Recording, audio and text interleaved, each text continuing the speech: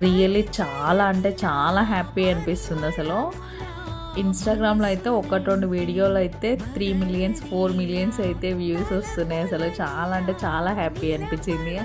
అదే రీచ్ అయితే యూట్యూబ్‌లో వస్తే గాని అసలు ఎంత హ్యాపీగా ఫీల్ అయ్యేదానో అది ఇంకా మాటల్లో చెప్పలేను. కానీ సక్సెస్ అనేది ఎవరికి ఊరికే రాదు కదా!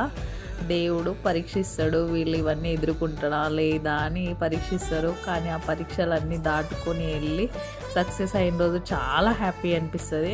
ఈ మధ్యలో ఇన్‌స్టాగ్రామ్‌లో, ఫేస్‌బుక్‌లో మంచి రీచ్ వస్తుంది. సో నేను కష్టపడ్డ దానికి ఫలితం ఉంటుంది అని చెప్పేసి మా అమ్మ కూడా ఈ మధ్యలో నాకు చాలా హెల్ప్ చేస్తుండు పాపం. అసలు నేను మార్నింగ్ లేసి ఎంబడి లేస్తాడు.